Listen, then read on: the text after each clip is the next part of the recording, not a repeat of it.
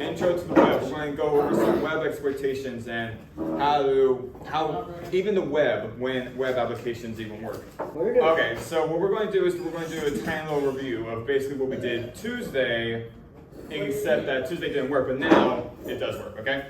So you guys see this IP address? Yeah. First, No, sir. what type is it? It's the IPv4. Okay. So I want you guys to ping it, see if you guys get a connection, which I just did this morning. So, and today, just right now, so you guys should be working. So when you guys run ping on that, do you guys get a connection? yeah. Okay. So what do we do if we want to see what kind of ports are open up? And then, okay. And what are some specific parameters that we might want to use just to get some more information? Information, yeah. SV to, what does SV do? Good question. Sees the version number of the service that the port's running on. What does SC do?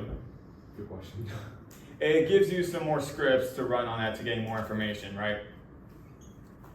Okay, and then of course you can also run -on to save it into a file. So I'm going to do nmap -sc -sv, right? And then just the IP. We're going to use actually SSH for our NAS system to use applications like Gahydra, for instance, right? Rather than having Gahydra stored on your local computer, we're going to use our NAS system to use Gahydra and stuff like that. Because you guys remember, you guys only have about 3 gigabytes or maybe one gigabyte left of storage, right? Or maybe 0.2 gigabyte. Yeah, so once we have our NAS system up and running, which should be next week, I'm going to have you guys uninstall all that, and we'll basically be using the NAS system for Gahydra, Wireshark, Burp Suite, Metasploit, all those really high-end storage. Okay, there we go. I got it. I did the nmap wall for SV. Yeah, so right here we can see that all this text is basically some other host or a port that I was able to find. We don't really care about that. What we really care about is, of course, SSH, and then we have HTTP. But for this session, we're going to use SSH, okay? So, does anybody remember how to use SSH? It was kind of a long time ago, but it was last week. I showed you guys how to use SSH. Shumon. What? I don't remember. Okay, so to use SSH, right, we have to specify the command SSH, a user that we want to enter, @, and then the IP address. Cool. So before I do that, right, since I don't have another user stored locally on here, right, I was going to make Sam, but I didn't really have time. I'm just going to have you guys log in as root using CyberElites, and then I'll change the password after that.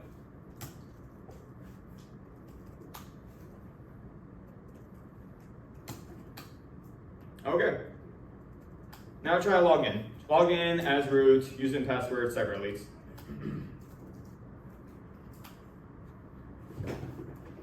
And you guys have a connection? Will the fingerprint go off? What? The fingerprint? Yeah. Fingerprint. So fingerprint is to keep track of that connection. You're going to want to say yes, so you can just, whenever we SSH into this service again, you'll already have the connection. Alright, so what's our password for this? CyberElites. Okay. What's that dev file? What's that DB file right there? It was just to show, what was it? Latest updates, just to get some latest updates. So as we can see here, we have some of you guys are being connected through here, through these IP ports, right? These are your IPs, right? SSH through our NAS system, using that, and then all is good and then good, right? Okay, so apart from that, all right, you guys had your fun. What did we learn on Tuesday, apart from the singing server not running, right? What else did we learn?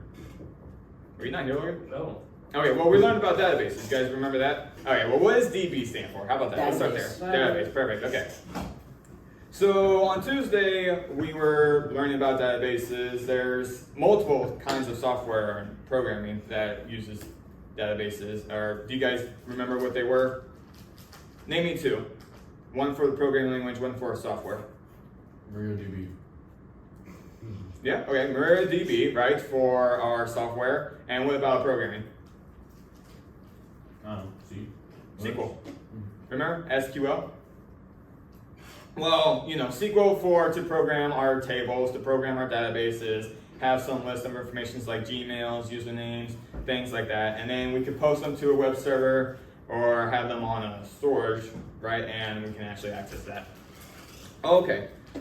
So some things to remember, apart from our review on Tuesday, because we really didn't get to this, right, is NSLOOKUP. When we use the command NSLOOKUP, right, we can find some DNS records, right, domain name system, for our IP or web service that we want to do. Like we could do google.com, right? We're able to see that our domain's name is google.com. We can see our address. We can even see the IPv6 address right here.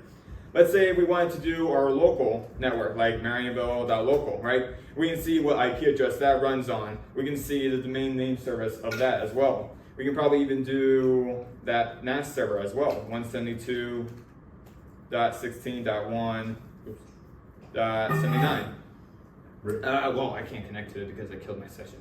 But if I didn't kill my session, right, it would be able to list these. It would be able to list some information. Anyway, another command that we also want to look at is not that yet. Okay, so to get into the actual lesson, what we first need to go over is how to identify a URL, right? Everybody knows where URL, right? What a URL is, right?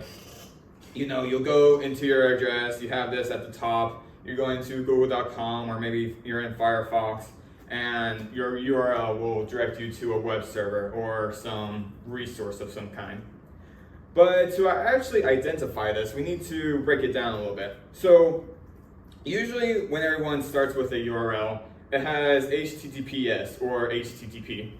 This is your protocol. This is going to be your protocol. Does anybody remember what HTTPS or HTTP was? But anyway, it's basically, of course, the connection, the service, the port connection for port 80 for HTTP and port 443 for HTTPS.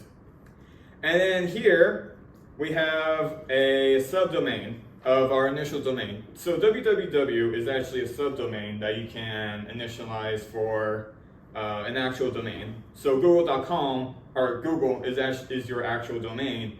www is a subdomain, and also .com is as well. And then the slash before that is going to be the domain's resource, right? So you guys know how we have downloads, right? If we wanted to initialize our service onto the web, right? /downloads would be our directory. Okay, another thing when it comes to entering URL is that you can actually enter an IP address. And that's the same thing as initializing a domain. So if you remember this, Sam, at SRTC, when we were doing our networking section, DNS domains and domain name services are the same as an IP address. They're the IP that directs you to that service, right? They're intercorrelated. If I were to ping google.com and get the IP address, it's the same as entering google.com and then the IP address. It'll still take me to the exact same location. Now you guys see at the far right, you guys see this little colon? It says colon 8080. So what that specifies is your port. So I'm going to this IP address and I'm going to port 8080. Now, does anybody know what a loopback IP address is? So what a loopback IP address is that it's an IP address. What I'm thinking is just like something that will take you back to the beginning of something. Takes you back to the beginning of your local device, right? So a loopback IP address doesn't get sent out into the network, right? It doesn't get sent out into the internet, right? If you didn't have a connection, like if you didn't have any internet access or anything like that, you can ping 127.0.0.0.1, right? And you'll get a connection because it's your local device. You're pinging to your local device. It's sending out, but it's coming back to your local device. That's how you can always have a test environment. Like, for instance, if you were a web developer, most web developers will have a local session on 127.0.0.1 to actually have this like test environment, their local test environment of their web application. So since they didn't have any internet, they can just use this local loopback and have a test environment right then and there without actually having to export it to the internet. We're going to have to know about some web requests. So when it comes to web requests, there's different types of methods. There's a get method, there's a post method, and some other ones as well. So here, let's go to this. Let's go to this link right here.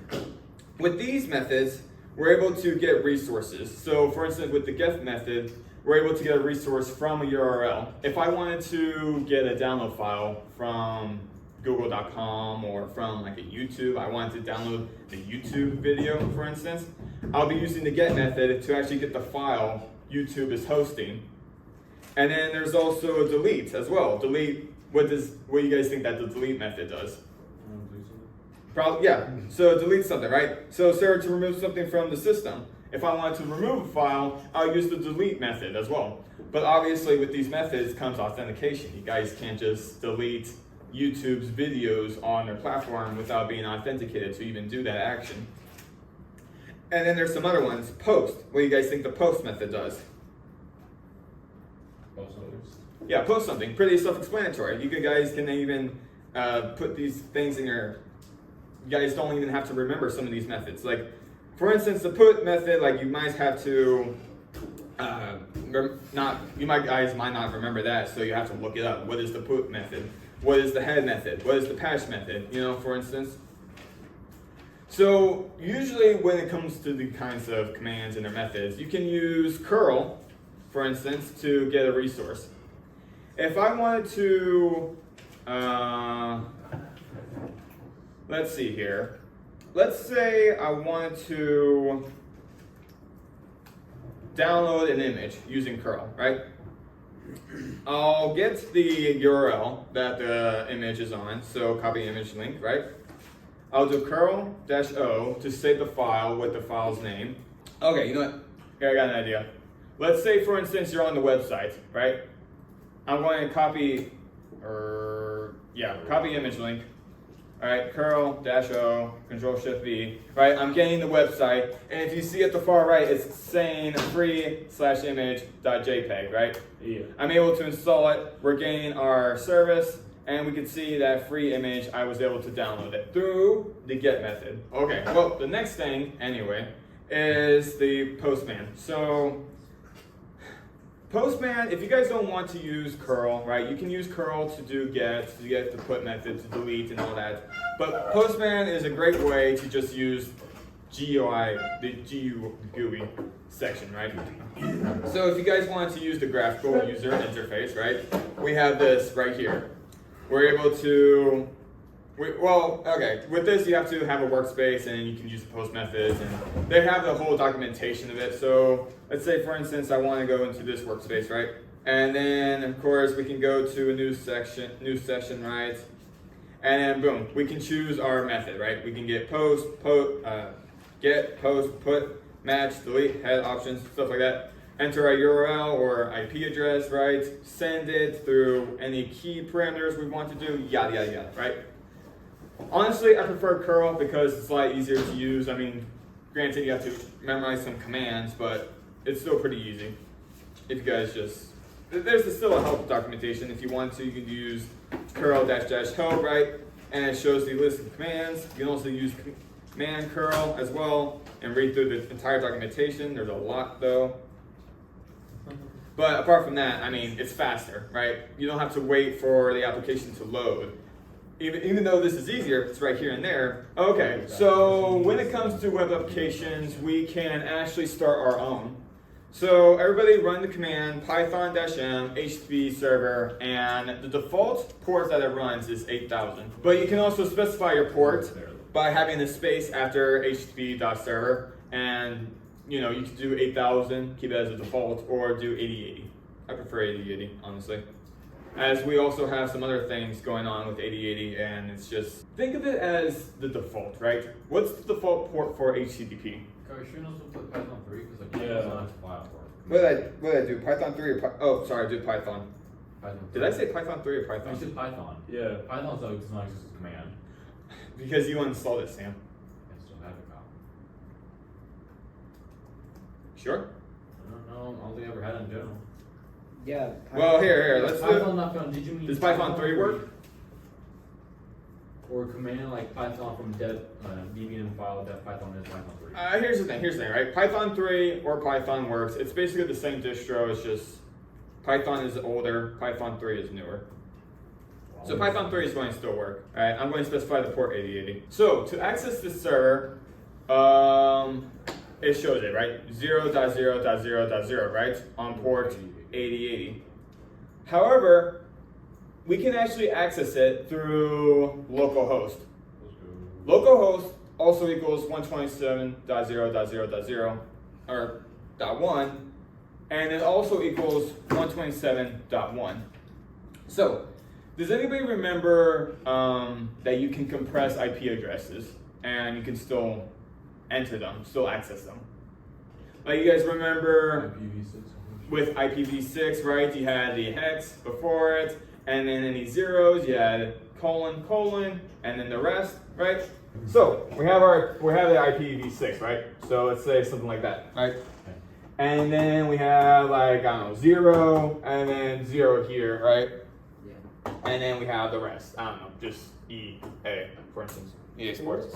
Yep. That's Yeah. how you write your E's. No, I don't even know how that happened. Yeah, right now. There we go. That's terrible.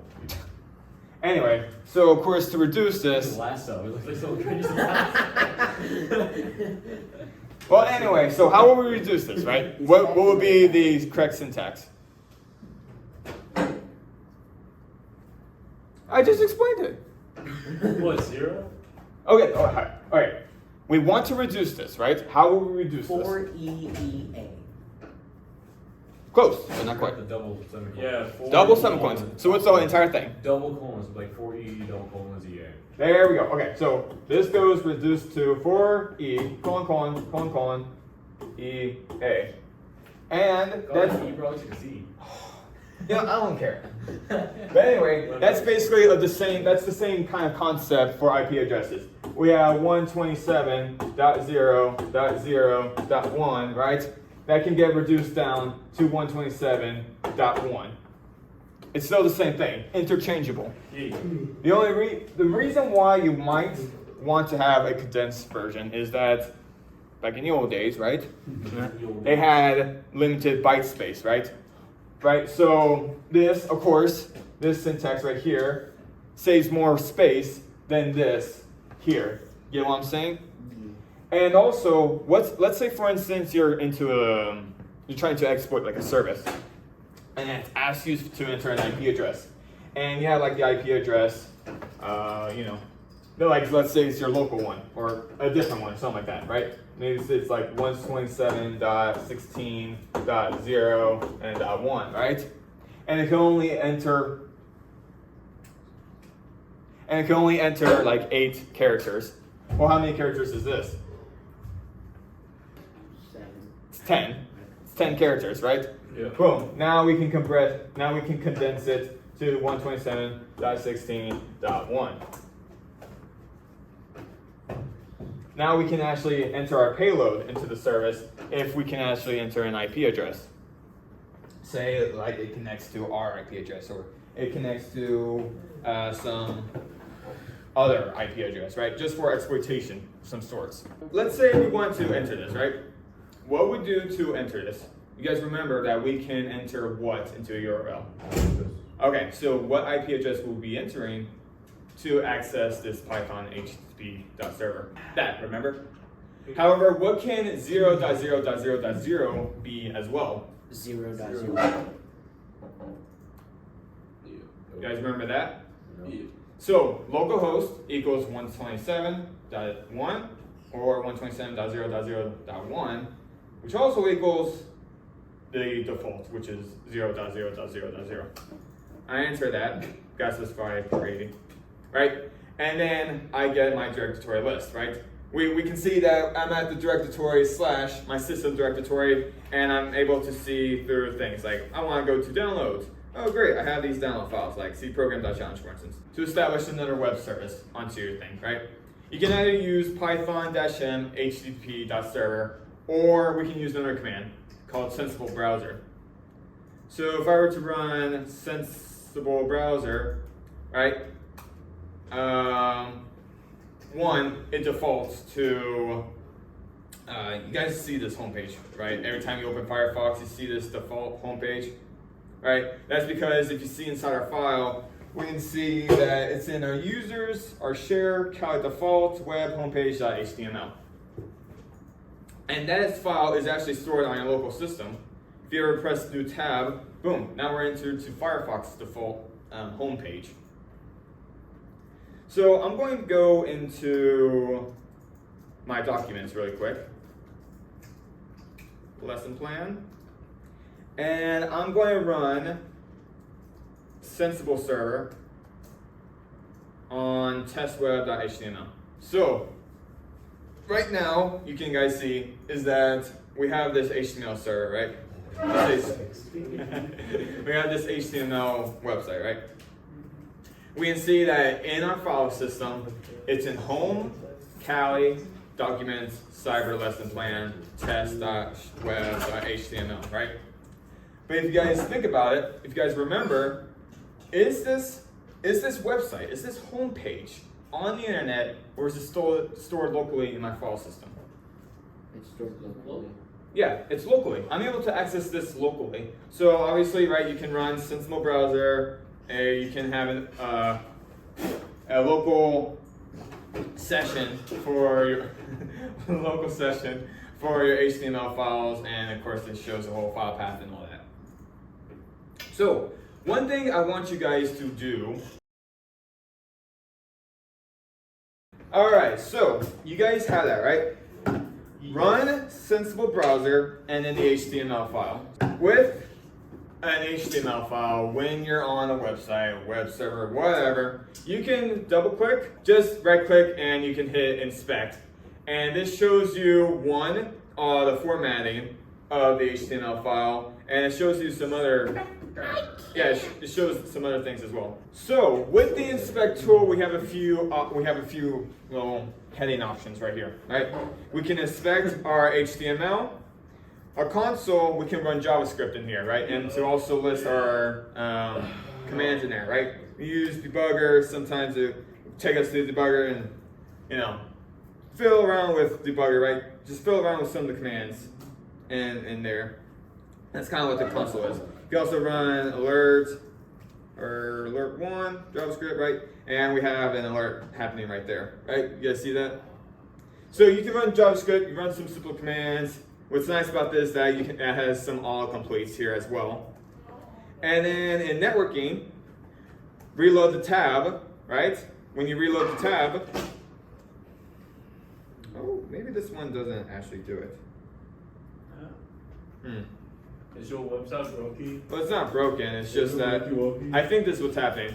It doesn't fetch any resources because it's your local device. So I'm going to do Firefox instead. Right, I go to networking, I reload the site, and it gets these methods, it gets these commands, right? I'm using the method get to get this resource, the method get again to get this resource, and we can actually see where this resource is coming from as well. So these are some icons for apparently T-Mobile, oh, sponsor. Apparently there's some sponsored stuff, that's nice. We can also see some of the initiators as well, what type of. So now that we got the network tab up and going right there, we also can have the debugger. Usually this is a developmental tool. If you have an error in your code, like for JavaScript, for instance, it's not running correctly, you can see what kind of thing this is, right? You'll have also some of the resources. Here, if I were to run inspect on this, right, go to debugger, we have some resources here, right? We can see our JSON files for Firefox, some of the vendor apps for Amazon and T-Mobile, JavaScript files as well. The reason why we're not seeing much of anything here is because this is run locally, right? You have the local files, it's not getting these resources. You already have them here by default. So, style editor, we can see our CSS file. Font color is red for this for just some syntax, or just some text. Our heading, which if you guys go back to your inspector, right? Also, you can use this tool. You guys see this tool, little tool right here? Use this tool and you can actually see where each syntax is being held, right? So if I use this tool and hover over, look at my bad syntax little button right here, it shows you where this is being coded inside, which is right there. So yeah, so from heading, do you guys know what this is called? Where we have a sharp sign right here and then heading. You guys notice that that's different from dot font color, and then we have B right here. Just comment. No, Dang. not comment. So these, what dot font color, it's a class. Yes, it's a class. A sharp sign is. Do you know what the answer is? It was a group. It was some. I learned it today. Identifier. You can have an identifier inside. They're basically like classes, right? Except you can like, what is it? Change. They're like classes, except that you can have more accessibilities for if you want to, have the tag B or have the tag P, right? Use them What together. is B? Okay, so you guys know the P tag, right? Paragraph, right? The B tag is paragraph except bolded, right? Oh. So we can see here in this bolded text baby, it's in tag B, right? And in our .css file, we're changing the B tag, every B tag, to have these properties. I'm confused because mine says 69. Funny number. Because you changed it. And then we have this little ampersand keyframe. So ampersands are going to be your base inbuilt functions for .css. So ampersand keyframes is basically calling the function keyframes. I named the function moveBF, and then that's where you're seeing this animation happening right here. Okay. You can also change these if you wanted to, like how Braden did, right? Let's say if I want to make this baby go faster, boom. So other than that, right, we have the style editor, we have performance. Performance is just going to check how your CPU and RAM is able to handle this kind of service, whether anything is. Let's say, for instance, right, we had a service that's trying to get a request to something, and that request is like huge. Like we're trying to download some big file of like a video, for instance. Well, we can see how the website performs by downloading such a big file by having the performance tab, right? Obviously, again, this is going to be a software developer application. Memory is going to test your memory, it's going to see where most of your data is going through, right? We can see here that we're getting some data and documents and blah, blah, blah, some other functions, right? This is going to be where most of your, think of it as like a tree, like a current, right? It's going from left to right to see where all that data and resources is coming from. So in storage, when it comes to storage, there's things that get saved into your local system, right? Does anybody know cookies? Remember cookies? Yeah. Oh, God, you know me cookies I accept account. Not food cookies, of course, but cookies that sets information onto the site for like authentication, for instance, or for something else, of course. So we can see our cached resource to store like our resources for a website, see where we can actually obtain it for a later point. Cookies, of course, is going to save your information, and then we have local storage for saving files, right? Maybe you have like a video that you're saving on the web service, and then you store that in local storage. Well, there, boom, that's how you get it. Accessibility, I'm not entirely sure what this is, to be honest. I've never used accessibility. You guys might not have to use accessibility as well. But in here, it seems like we have some headers. Oh yeah, you guys see this right here? Properties, name, test.html. If you guys look inside test web, right? You can see here at the title, it's test.html. So it's having some properties listed inside the HTML file and stored inside those properties. We know all app applications, so with these systems, we're not really going to be using application or accessibility. It's mainly just going to be focusing on storage, through maybe some performance if you want to actually view some of that, right? Actually, if you want, you could see down here in networking, we can see performance happening in networking, capture that, view it, and we can see where most of our resources are going to, right? A lot of options, a lot of things happening, right? You see a lot of info. Some of these things you might just have to look up through, things like that. So I'm not going to get into that right now. I am rich. All right. Next thing that we're going to go into is Got 250. HTML, CSS, JavaScript, and PHP. Yay. Why'd you say yes? Because I know how to do 3 of the 4. 3 of the 4, okay. I know how And to 3 of do the 4 2 is, of I'm the- assuming, HTML, CSS, and JavaScript? Yes. Okay. So PHP is actually going to be our main focus, though. Some JavaScript, but PHP is how we usually exploit our services, right? JavaScript is how we can use JavaScript. Yeah, we can use JavaScript for XSS, cross-site execution, stuff like that. Everybody, I want you guys to open the HTML file using Vim. So I'm going to do nvim and then testweb.html. So I want you guys to try to break this down. All right, let's take Braden Hammond, for instance, right? How much do you know of HTML, CSS, and JavaScript? A lot. Okay, so let's test your knowledge. What's these first sessions right here? Well, first thing is it's telling you what document type it is, which is HTML, and then it's starting to, and then the HTML is starting the language. Okay. So have you ever heard the term of hierarchy? Yeah. All right. So what this is? The further out it is, it's not as important as the ones that are further into the website. I could have told you. Well, they're further deep inside. Yes, of course, right. Think of it as it's getting farther deep into this whole hierarchy of where our sessions They're are. still as important, they're just further deep in. Yes, so think of it as like father and mother, all right? Let's say, for instance, let's do that. Let's say the father is, what? Father and child, you mean? I know, okay. I'm going to use the mother as like a different type of method. Anyway, let's say the father is the HTML tag, right? The mother is the head tag, right? The father is the HTML tag, right? The mother is the head tag, and then we have children after that, okay? We're having children in this body tag.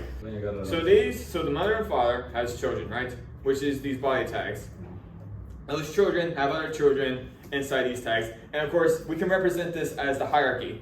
So if you guys remember in our first session, right? We can see the tree, right? This is the same kind of concept, hierarchy, right?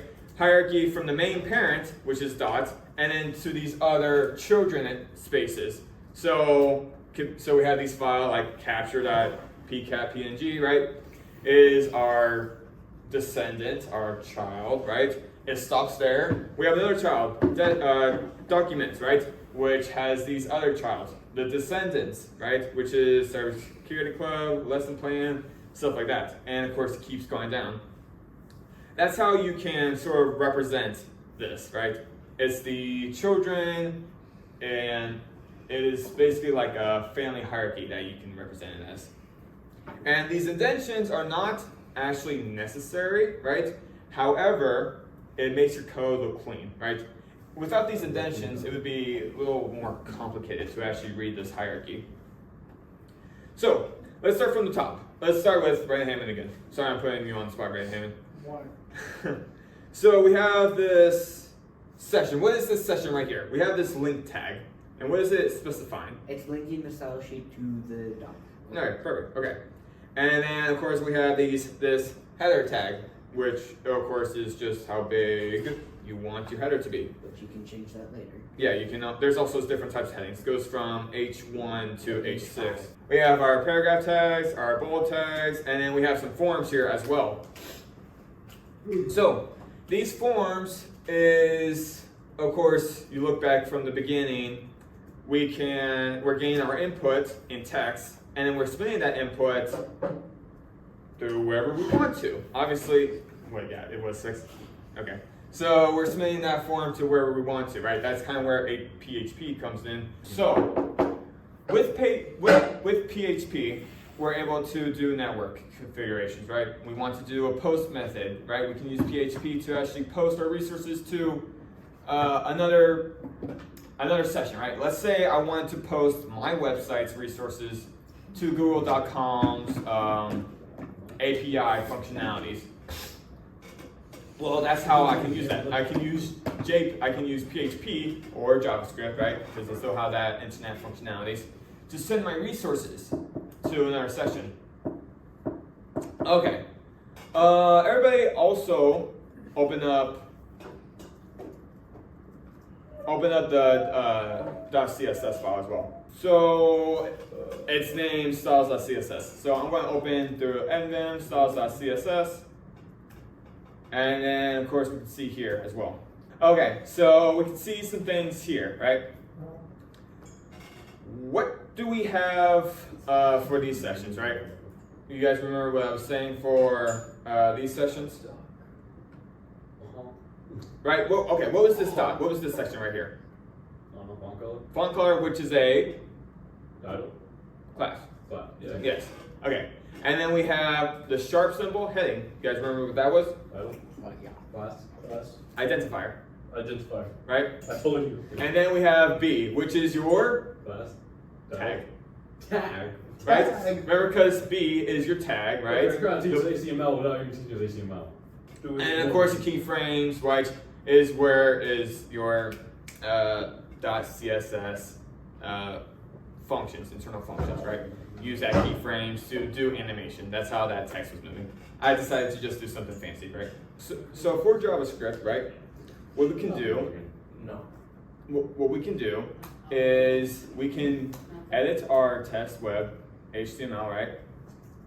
We're going to cover. And in our head tag, we can specify an HTML that we want to do. So to specify HTML, what tags do we have to get to use? Rating. What tag do we have to use to run JavaScript inside our HTML file?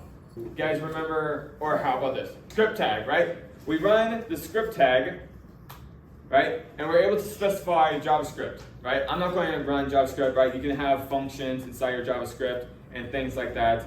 I'm just going to do the alert function, right? It's basic alert function that when we run this, it's going to show this header, right? It's going to show that we're using JavaScript. Most people use the alert function as like a testing to see if an application is vulnerable to JavaScript, right? So that we can actually input our resources. So I'm going to write that. I'm going to do sensible browser. And then of course, boom, JavaScript is working. We're getting an alert function. I press OK, and then it opens. Anyway, so with this, right, we can also use the link tag to specify a source, right? Let's say I wanted to specify like a JavaScript file, right? I'll use the href tag to specify where that JavaScript file is. So let's say I do script.js, right? And that's of course going to be used in my local directory. Yeah. Let's say if it was in another file, in another directory, I'll have to say where that file is. So like folder, and then where the file is. You guys remember what the dot was, right? No. Specifies your current directory, right?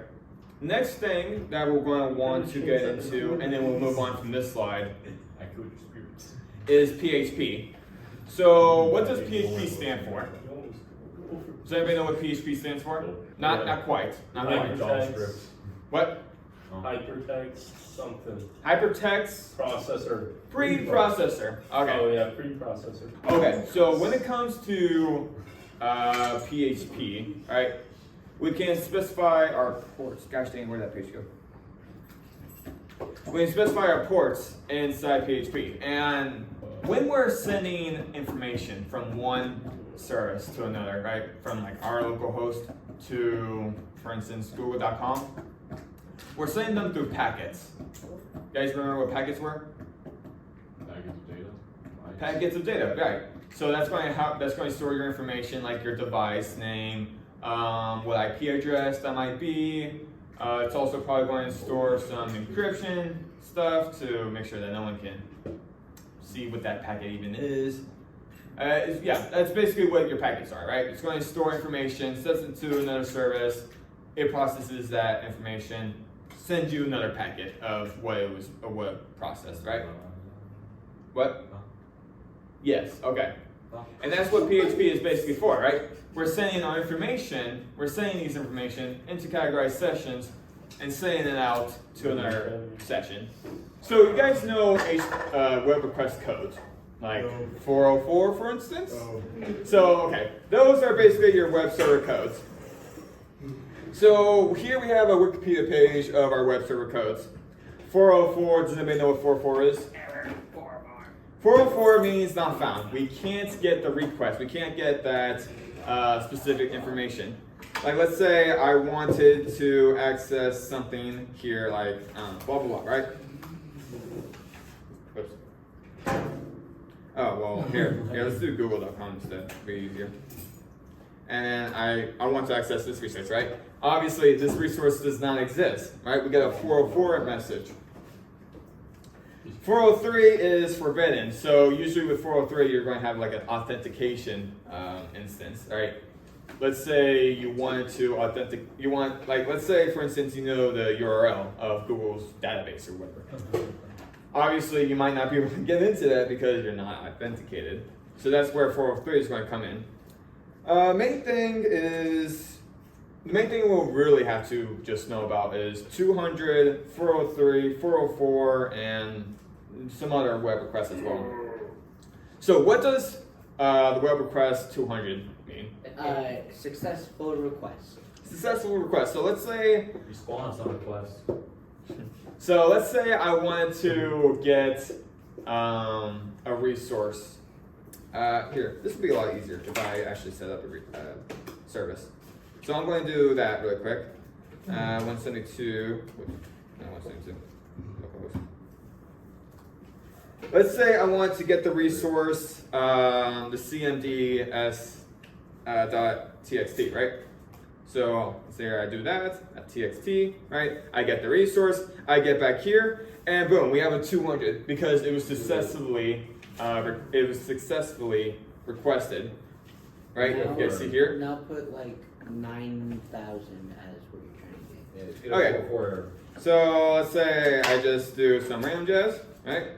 Boom, get 404. We can see here, we try to get this random jazz, but we get a 404 because It's not found. it doesn't exist. It can't be found. Okay, so the next thing we want to dive into basically is params and queries. So this is going to be relative for PHP. So what this is you guys ever see a URL and you might see something like this where you have like a question mark and then you have an ampersand sign between like these values and stuff like that. It might be like, what is that? So the question mark is a query. That's going to be to see if we can have an environment variable. If we can set an environment variable to some value. So if you guys see here inside this example URL, we're wanting to get the environment variable value, and we're setting that value to 1. Now what's the environment variable for name? Here, look at this. My name. My name, there we go. Okay, so a nice little tutorial that I was able to get because I didn't want to program my own PHP, and this is just perfect because it has it right here.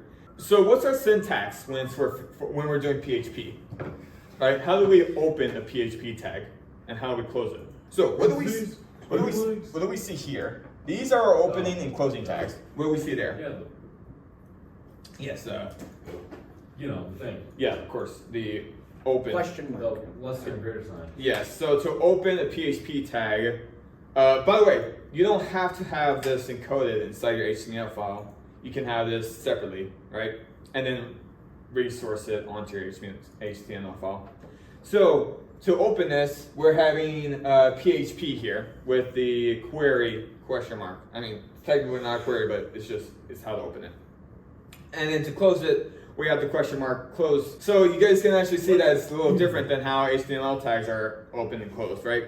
So instead of having to reference PHP again, like how we might have to do it for body and doing the /, right? We're just having to reference it once and close it, question mark. So what this PHP is doing is that it's saying an if statement right here. It's getting that if the environment variable, this is how you say an environment variable, is, we're saying the environment variable name. So we're saying these environment variables name and saying the environment variable age. So if the environment variable is set to something, right, we're going to output it. We're going to echo welcome and then what environment variable is equal to. So if I were to reference this environment variable and set it equal to like Sam Garcia, right? It would say welcome Sam Garcia. And then I did the environment variable age equals 69, right? His age is now 69. You're 69 years old, right? All right, and then we're exiting here. So this is actually an important function right here, exit. Whenever we call the exit function, it's going to ignore all of that, right? It's going to ignore all of that. So here, let's actually put this inside the terminal. Control-Shift-V, right? And then once I save this, I'm going to run it. So one thing we can do to run PHP files, you guys might see that and you guys see headers, right? Yeah. So what do you think are headers? Good question, cuz something I don't like. Something you don't like. Well, it's actually very important. It's how basically, banks function to pass information. I'm waiting for too long. Okay, so basically what headers are is that they're a way to get information, right? So we have the application running, right? We're wanting to connect to that, so let's connect to that really quick. I'm going to do my local host on port 80, right? That's what the port specified. And of course, we have this not found, okay? It says that it's trying to get a resource at our system, or where we are, right? And it can't find anything. We can specify what file we want to open through the slash, right? Yeah. To specify our file or directory. So in this case, the file that we're wanting to, gosh dang it. The file that we're wanting to specify is, so the file that we're going to want to access is the web php.php, right?